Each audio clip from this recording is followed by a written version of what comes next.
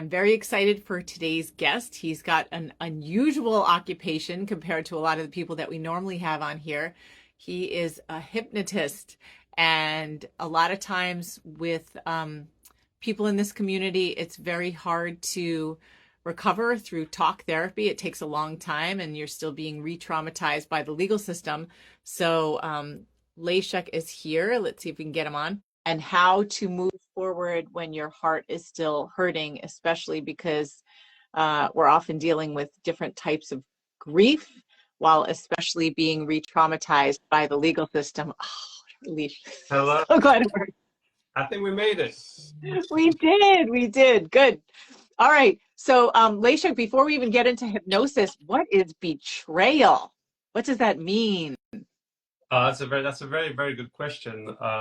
Well, I actually prepared a nice definition for you guys so that we know that we're on the same page.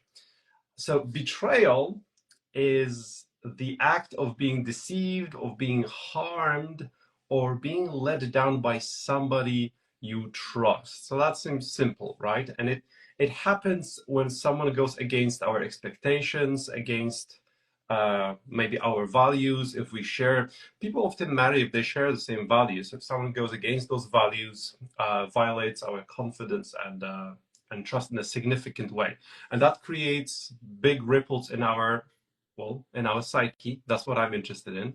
It can create a deep emotional wound, mental, even spiritual wound that then can also translate into the physical, right? If it causes us a lot of grief and stress, that impacts our digestive system and how our whole body operates. That's my brief definition. That's a great definition. I'm going to withhold like all kinds of comments until further in this conversation. But before we get into betrayal, tell us who you are and what you do. So thank you so much for the intro first, and also for having me here. So my name is Leszek Erazmus. I'm a double certified life coach and a consultant hypnotist. And I work out of Portland, Oregon, and provide hypnotherapy and coaching services online and in person. And there are so many topics that I help people around with hypnosis because it's just so multifaceted. But these days, I feel really called to support people around the topic of betrayal, getting out of the state that betrayal pushes people into in a way. Because, like I said, it can cause a deep emotional, mental, and spiritual wound, even that can take years to heal. I myself have a couple of betrayal stories in my arsenal, and the first one, it took me 20 years to digest. That's 20 years. That's 2 decades. The second one, I was a little bit faster. It took me 5, but that's still, Wow. if you add it together, that's a quarter of a century. And I don't want anyone to be going through this. And this is why I think at some level I feel deeply called to support people who go through these pains. I like to call it a rebirth, because it changes our identity, and to get through the other side of betrayal, we end up a different person at the end of this story. And the painful thing is that I like to say that the price of rebirth is a death. So something has to die, and that's not always easy, which is why I like supporting people on this journey. I don't want people to feel alone.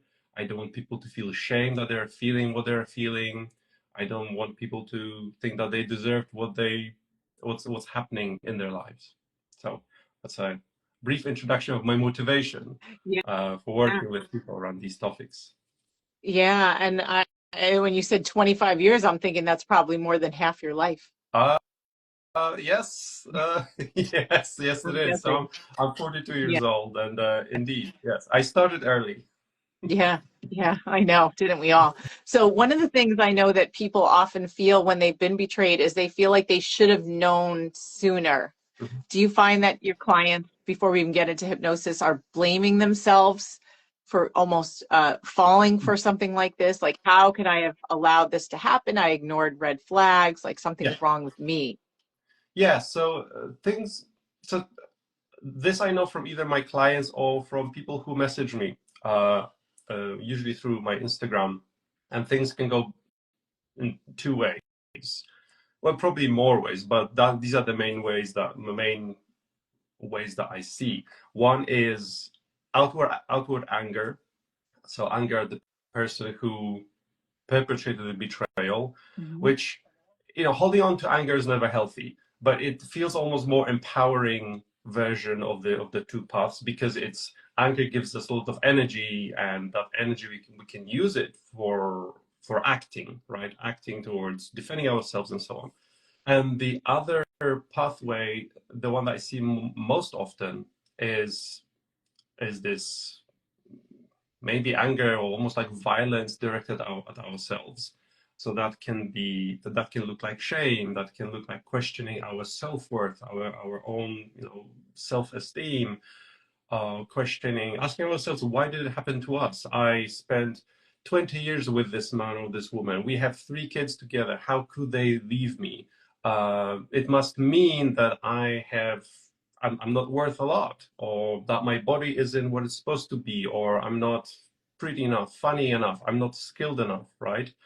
Um, and this is quite a dangerous path, I think, because I'm interested in identity shifts, and this path creates an opportunity for people to have an identity shift that isn't very healthy, where they learn to associate themselves with low value. Essentially, they can create a story around themselves and use the betrayal as evidence for it. So, for instance, this person has left me, or he wants to take all my kids. That means I have done something wrong, or I haven't been a good partner, or which, sometimes it might be true, but it can be expanded in someone's mind to almost without limits, and it's very difficult to backtrack from that.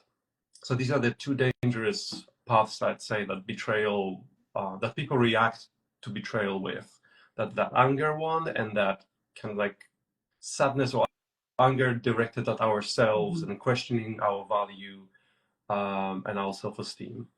Does that make sense? Yeah, yeah, of course, of course. So how does hypnosis fit into this? Like some people, we imagine hypnosis as these things on stage where you're Yes. brainwashed and you like take your clothes off and do really embarrassing things. I mean, what is hypnosis really, and how does it connect to helping someone with betrayal of all Right. things? That's a great question. So maybe allow me to start with dispelling a few myths around hypnosis. First one being that hypnosis is mind control, right? So you probably have seen some classic Hollywood movies where somebody gets hypnotized and they do something out of character, or stage hypnosis, which is a form of entertainment that's meant to, well, entertain, but also create an illusion for the old audience. Now, hypnosis, therapeutic hypnosis that I do is not mind control. It's, in fact, it's impossible for me to make someone do something out of character, out of their identity. In fact, if it was possible, probably there'll be a lot of hypnotists out there in prison for getting people to share their, PIN numbers, passwords, Good and point. hand over their 401ks. So it just doesn't work like that. What I love about hypnosis is that there's actually science to it. So what happens in a hypnosis session, I help somebody relax into the so-called alpha and theta brainwaves, which is a slow brain activity matched with heightened focus. So it's not a state of sleep either. It's not a state of unconsciousness. So when I was growing up, I remember seeing cartoons when somebody got hypnotized and they just almost sleepwalked Yeah. around the house and did stuff. So this isn't that either. In fact, people who come to me for hypnosis sessions, they usually remember the entire session. They just feel very, very deeply relaxed. But again, that focus gets heightened. So that's another myth I'd like to dispel. It's not sleep. It's not a state of unconsciousness. And well, connected to it is that fear that hypnosis may make you also spill your secrets, right? Mhm. That's connected to that mind control piece, which again, even if I wanted to, I'm not able to get someone to do something out of character, out of their identity. Again, in my experience, I noticed that there's always this part of somebody's mind or psyche that's keeping watch. I like to call it, in my own words, like it's our internal guardian. So during a hypnosis session, I feel that this part of our mind is still watching and taking care of us. And if I think if I told somebody, hey, when you wake up, you will give me all your money. It hasn't happened. I haven't tried it. But I know from experience of when I was studying hypnosis, people would just open their eyes and wake up and say, "Hey, what did you just say? What are you doing? I'm leaving this place." You know. So there is some part of us that is monitoring what's happening. So we're not relinquishing control. We're not totally at in the care of the hypnotist, hypnotherapist, and they can do whatever they want. It's far from it. So that's a brief intro around hypnosis. And now, to answer your question, I like to use hypnosis sometimes in tandem with what's already being done in the life of the client. Sometimes they go to talk therapy.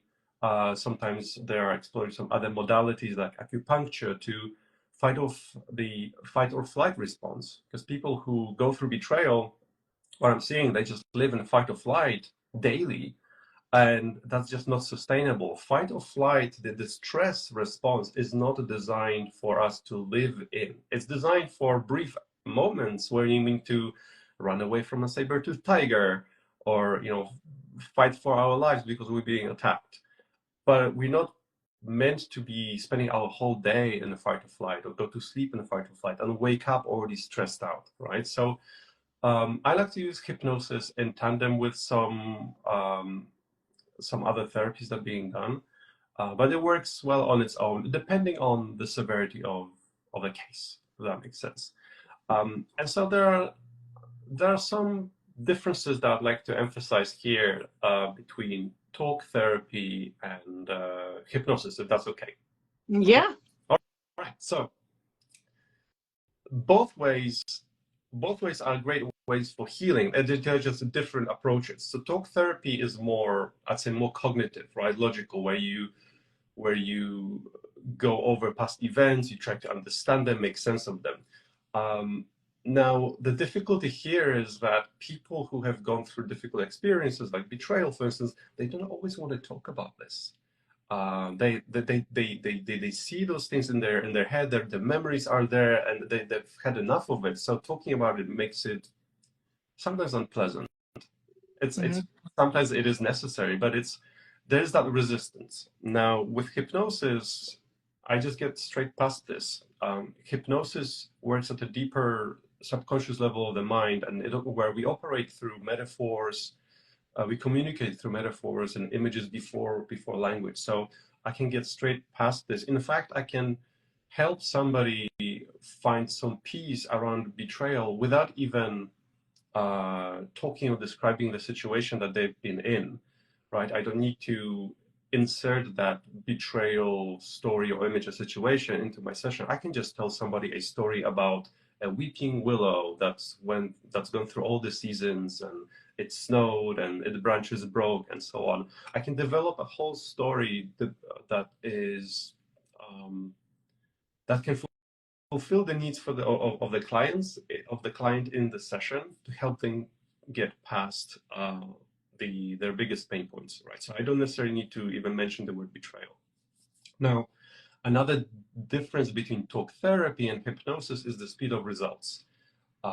With talk therapy, it can take us weeks, months to consciously realize that we've changed. With hypnosis, the changes can be much faster. Even after a few sessions, you can note change. But I want to mention, well, that there's a caveat here. Like, I don't want people to think that, oh, hypnosis gets you results faster, let's go for hypnosis. Hmm. Many times, and many people, oftentimes they need this cognitive processing as well, right? So that's why in very difficult cases of people who are severely traumatized, I would still love them to continue or go to talk therapy, so the conscious mind, the cognitive mind can catch up with what's being done in hypnosis. Um, so it isn't to say that talk therapy is bad because it's slower. Sometimes slow and steady wins the race. But the, the fact of the matter is that with hypnosis, the results are there quite quickly. But again, when used in tandem, they just blend really well with what's being done in talk therapy. Now, another difference that I guess touched upon just now is the use of the logical part of our mind in talk therapy versus the experiential. So with hypnosis, hypnotic interventions are basically experiences that you go through. They can be visual, very sensory. We can talk about sense, touch, smell. Whereas in talk therapy, it's usually just logical. We unpack experiences, we try to figure out what it means to us, and so on. So this is how the two approaches differ. I don't necessarily ask people what is the meaning of an event or what does betrayal mean to them in a hypnosis session. We just go for the experiential part, which again doesn't need to be openly about betrayal, but it can be a story that I guide someone through, which is a big metaphor for their life, and their conscious mind might not necessarily connect themselves to, say, the willow or the bunny in the story, but at a deeper subconscious level, it will start reverberating and creating changes. I like to describe it as a game of dominoes. So what happens in hypnosis, I push one domino that's in the area of the subconscious mind, and it pushes another, and it pushes another, and maybe a few days or maybe even a week or two, one of the dominoes hits another one that falls into the area of the conscious mind. And that's the point at which the client realizes, oh, this isn't stressing me out anymore, or I've reacted differently, or this whole co-parenting thing, I think I'm going to be okay. This person is still not very helpful, but I feel like I have authority over my mental state, and I'm not being so triggered, right? So this is, I think, the metaphor of the dominoes. I think it works quite well when I'm trying to describe hypnosis and the impact of it. Yeah. So how do you deal with betrayal? Like someone who comes in and is not only feeling betrayed, but let's say, one sec. I'm Let's going to say grab some that, water as well. I know. Let's say somebody is they've been betrayed by someone, but I'm thinking about almost systemic betrayal at this point where Mhm. they're turning to a system for justice. The system isn't giving them any justice, and they've been betrayed by their ex, and now they feel betrayed by the system, and it's ongoing. Yeah. Can hypnosis help with something like that? I believe so, yes. I definitely have faith in it and how it can impact people's lives in a positive way in this scenario. Because when you think about these legal battles, right, that people are drawn into, it can create a sense of powerlessness that, oh, there's another court case, another hearing, and then all of a sudden you have you're slapped with another lawsuit. It can create a sense of powerlessness where you may feel that the legal system doesn't have your back, that there's no justice. And so Yep. what my approach here would be is to start with reawakening or redeveloping a sense of security within oneself first. That's where I always start off with, well, start people off who come to me with betrayal. Create a sense of a place of safety in their own heart, perhaps, so that no matter what happens in their lives, they can always access that place where they feel unshakable, where no matter what happens, uh, I'm gonna get through this, right? So for many people, that thing is faith. If they believe in a higher power, not everyone does. So I'd like to connect people to that heart, that heart energy, whatever they might believe in or connect to. So that's one thing. Another process that I use that is very useful in betrayal is one for supporting combat veterans around PTSD. And that's this super interesting technique. It's called the movie theater, where I take someone to the movie theater in hypnosis, right? Not a real movie theater. And in that relaxed, hyper-focused state, they begin to look at their life on the screen of in a cinema, right? But they're already learning to be somewhat dissociated because they are in the seat in the cinema. They see themselves sitting in the seat of the cinema, and they can, in the cases of your clients, they may be watching past court cases, lawsuits, hearings, and so on, which things that may be traumatizing. And that dissociation helps in coming days or weeks, so that people can find some peace. But this technique isn't over here. I get people to imagine that they're getting off the seat and walk to the back of the cinema to a private projector booth behind a glass wall. And from there, they can watch themselves, watching them sitting in the audience, watching the movie. So it creates a double dissociation. And then we get to imagine that we can change the movie, change the color, maybe add some superheroes to it, something that adds strength to the main character, which is my client. Maybe Batman comes in and saves the day. The ending changes. Maybe all of a sudden some new law gets introduced, and they win all the court cases going forward. It can be anything that the client's intuition tells them to imagine in that moment. And so what it does, it teaches our mind that there are many ways of interpreting things, interpreting events. And it's not about changing the past. It's not about denying the past, but it's allowing the mind some space in the moment between remembering an event and giving it a meaning. For instance, the whole world is out to get me. The justice system is out to get me, right? We have very plausible evidence for that. But holding that belief is not very healthy, because there's plenty of evidence against it as well, if we look very Right. carefully. Yeah, So absolutely. taking people through this process for post-traumatic stress disorder helps them find that place of freedom and peace. In fact, I took a client through this process just 2 weeks ago, and it's somewhat of a difficult session. It's challenging. I call it one of the peak experience sessions, where we interact with scenarios. But the week after, he just completely turned a corner. So I love this. I love this approach. There's actually a TED talk about this approach. So I'm happy to share a link with you if you wish.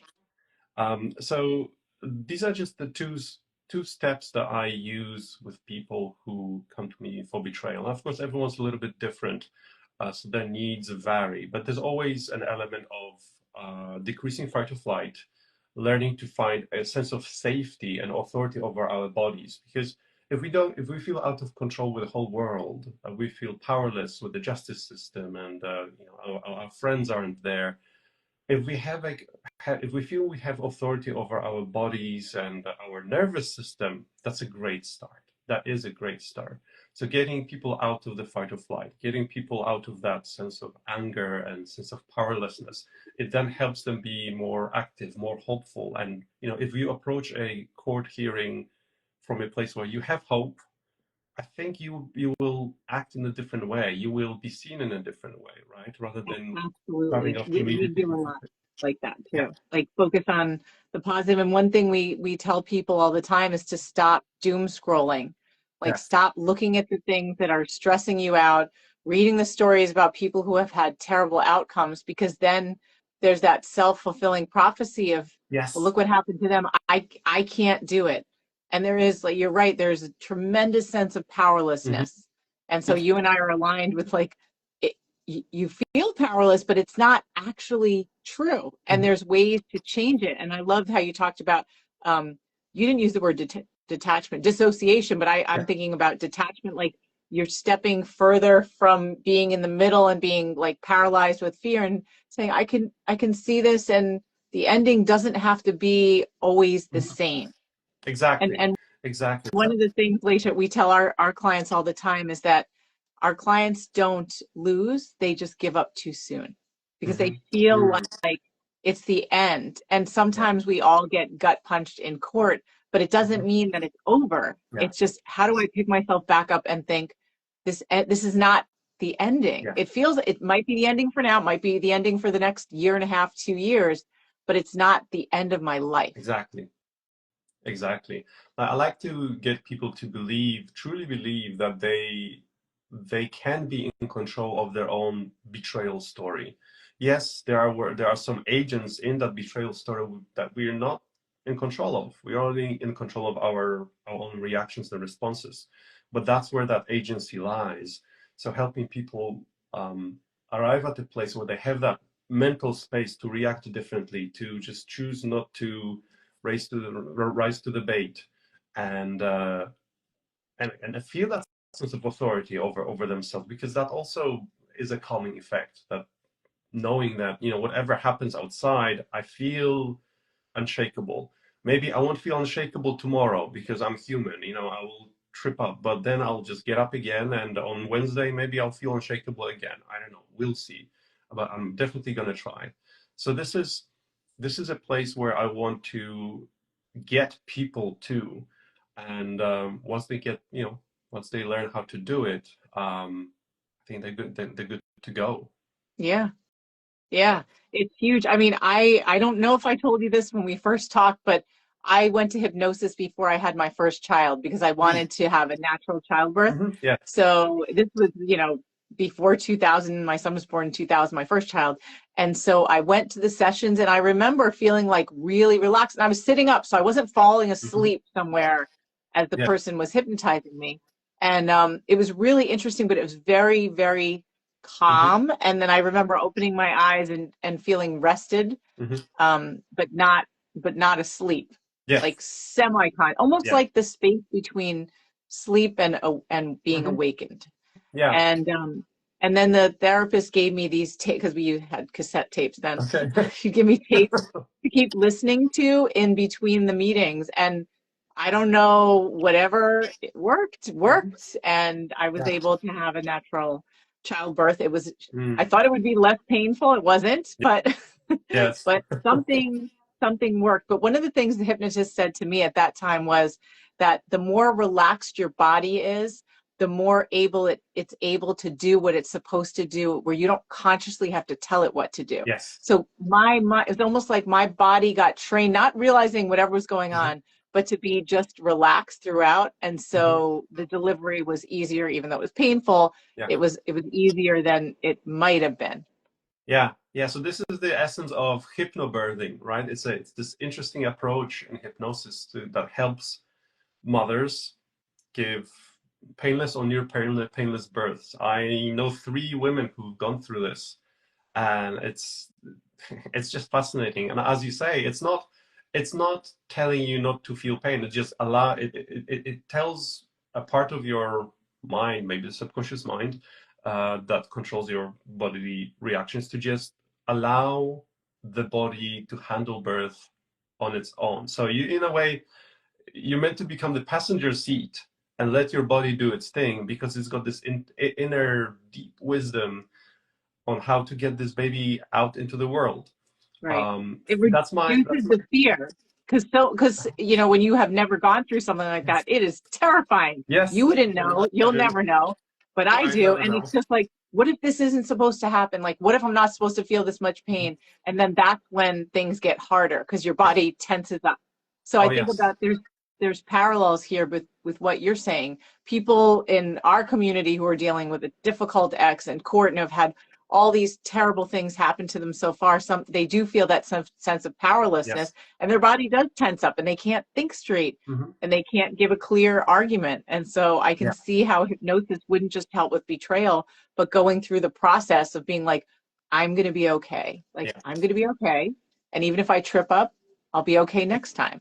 Exactly. And so uh, it's really essentially around helping people make the shift, make the switch from their sympathetic nervous system, the one that's responsible for fight or flight, to the parasympathetic one, the one that is responsible for relaxation, and we engage it in sleep and meditation.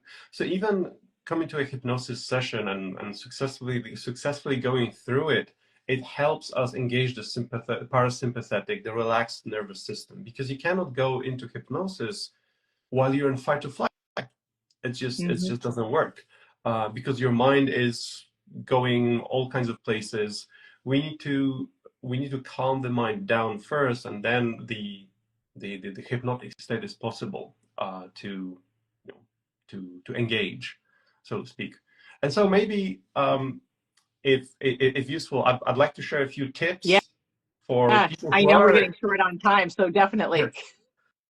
Yes. So I'd like to share some grounding tips for people who are during sitting during a hearing, and their the heart is pumping and they're just feeling stressed out. So these are some simple things that they can do, without anyone knowing, and they can, again, arrive at some place of authority over their body and their nervous system. So one grounding technique that's really useful is when you feel into your toes in your feet, and you gently press your toes against the ground, and you feel that pressure, feel the resistance of the ground, and keep doing this for a few, I don't know, a few minutes maybe, if need to, and it helps you ground in your body. And if you're living in your fight or flight, you're probably future tripping and just stressed out, you're just considering all kinds of scenarios, this whole thing might go bad. But by sinking into your body, it just helps you just go and just feel present, right?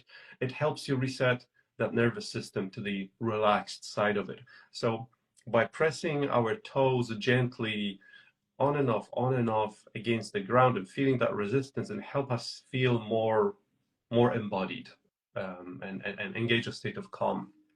Another one that you can do secretly, again, is you can tense your legs, your thighs, your calves, your glutes. Tense them as hard as you can for a few seconds. Hold that tension in your legs, and then let go. And just feel that relaxation spreading in your legs. And then you do it again. Hold that tension up as hard as you can for 5-10 seconds maybe. Sometimes it can be painful, so you want to let it go. And as you let go, feel that relaxation again in your legs as it spreads. Our legs have very strong muscles, so that tension we can build up is quite strong. As a result, the relaxation following it can be quite noticeable. And again, that helps us ground in our bodies, and no one will know that we're doing this. Um, and another thing that is more visible, but also very helpful, is when you rub your fingertips gently, and you can have your hands in your lap, but just gently rub your fingertips and feel into that sense of touch. And that little touch helps stimulate the release of serotonin, which is a neurotransmitter responsible for a state of calm and joy. So that can combat any kind of stress we're seeing. Even when you're giving a talk, sometimes people do this. Mhm. You don't know it, but Yeah, people move yeah. their hands like Of that. course, I'm Yes, doing it now. it's very helpful. It's very helpful. It's a very helpful calming technique. So just gently touch your fingertips, uh, with the pressure just enough to pull the skin to the side a little bit, right? So it's not just super gentle, not just super gentle, almost. I don't know if you can see, but Hmm. just apply some pressure, right? So just gently move that skin to the side and just rotate your hands a little bit. So these are three, tips that you can ground yourself with, and no one will necessarily know or notice what you're doing. They don't seem out of ordinary, those things, even the hand movement. There are some other ways for grounding ourselves. Um, you know what? I have a few more minutes. I'm going to give you a really good one, my favorite one. And this one's called havening. In a way, it's a cousin of this grounding technique with touch, but we do it through rubbing our hands like that. Okay, in a circular motion for, I don't know, 30 seconds up to 2 minutes. That's one of the paths to havening, finding a safe haven in our body. The second one is rubbing our shoulders up and down, up or down. or our cheeks with gentle touch, just to pull the skin to the side gently. And we can rotate through these three things. So our cheekbones, our arms, or our hands, or just pick our favorite. So probably you won't be able to do this easily during a court case, right? Or during a hearing. I recommend people do this first thing they wake up. Mm-hmm. They have many hours of stress ahead. If they if they wake up in the morning, have many hours of stress waiting for them. So if they spend 5 minutes starting the day like this, they can set themselves up for a better day. So getting out of bed, you put your feet on the ground. You can push your fingertips into the carpet, into the floor. Feel yourself, feel your body, and you can start havening. You can combine it also with your breath. Inhale, exhale, inhale, exhale, and then you move to your cheeks again, and you uh, rotate the movement slowly, and you can combine it with a positive affirmation as well, and talk to yourself in your mind or aloud, and those affirmations can be something like, I can get through anything. Mm-hmm. I am a worthwhile human being. I totally love and accept myself. My kids love me. I totally love and accept myself, and so on. I just get goosebumps even doing this. So you can do it first thing in the morning, and it will help greatly. Or if you're in the car, just getting off just ahead of the court hearing, you're in the car, just devote 2 minutes to this. You will show up at the hearing with a different stress level, Mm-hmm. lowered by a lot. I have a whole protocol for havening. I'm happy to send anyone a PDF for it, so people can message me on Instagram or email me at hello@becomeyou.today. That's hello@becomeyou.today, or just message me on Instagram. Have a two-page protocol for havening with diagrams and also some links to a YouTube demonstration. I love havening. I don't have a client to whom I have not recommended havening. It's an amazing process, and again, it helps. This touch helps stimulate the release of serotonin into our body, which is a calming neurotransmitter. So if someone's in fight or flight, serotonin is it's magical. It will help them alleviate that fight or flight response. And maybe if they're experiencing that fight or flight on a scale, from 1 to 10, they're at a 9. 2 minutes of havening won't take it all away, but it might take them down from 9 to 6. So do another Yeah. 2 minutes, go from 6 to 4. And if you feel that 4 is good enough for you, you go to your court hearing. If it's not good enough for you, keep on doing it for another 5 minutes. Even if it takes you 15 minutes, it's worth getting from 9 down to 2, for instance. Just So I don't be love. late to your hearing then. Say again? I said, just don't be late to your hearing Oh, though. yes, yes. No, because that's a stressful thing, isn't it? Yeah. Yes. So I highly recommend havening. Just try it for a week. Of course, maybe if you do it on one day, you'll think, oh, this guy is a little crazy. I didn't experience anything. But it's like going to the gym. If I go to the gym once, I don't expect a six pack, right? Develop the skill of havening over at least a week, and allow your body to get used to it. Allow your body to get used to the release of serotonin and calming yourself down, and you taking authority over your nervous system. You don't have to be at the whim of your nervous system, at the whim of stress. You don't have to be controlled by it. So that's my big message for the day. Oh my gosh, that is excellent. I love those tips. I've never heard of havening. Mm. If you have given me a tool to give to our clients moving forward, because that question comes up all the time. It's Mhm. like, how do I deal with my stress? Like, I'm freaking out, I'm shivering, I'm losing Mm. my voice as I walk into the courthouse. So Yeah. that's super, super helpful. Yeah. So Well, even if Leszek, you're in a courthouse, you can just go to the restroom for 2 minutes yeah, and just do havening on your face, on your arms for 2 minutes, and it can make a big difference. yeah, it definitely can, because we know that you're going to get bullied in court. You're going to Mm. be facing someone that you got away from, hopefully, and that you don't want to see anymore, but you have to do it. And to put yourself in the best emotional state so you can think clearly It's important to be Yeah, as relaxed. You're never going to be fully relaxed, but to take it down as many notches as possible yeah, to do the best you exactly. can. Yeah, Yeah. exactly. And sometimes you don't also, sometimes you don't want to show that other person that what they're doing is really impacting you, right? You never want to show that person. Exactly. Yeah. So how can people find you, Leisha? So, find me on Instagram. That's my main hangout. Hmm. I also have a website. That's www.becomeyou.today. That's BECOMEYOU.TODAY. Become You Today. But my main hangout is Instagram. That's where I discuss topics that interest me, like why do people cheat? How to get out of betrayal? How to get out of the isolation that betrayal puts us into? Because people isolate after they've been hurt. People find it hard to trust again, and as a result, they're not able to form new relationships. They're not able to date if they want to because they don't trust, and relationships don't thrive without trust. So all those topics I find fascinating because they deeply impact how people show up for others and themselves if they're not healed, if they are still within their betrayal story and feel very much a victim to it, rather than the hero of it. So that transition from victim to hero is one that I care deeply about, and that's how I want to make my impact in the world. Okay, you just gave me the title of this talk, From Okay, Victim good. to Hero. Thank you.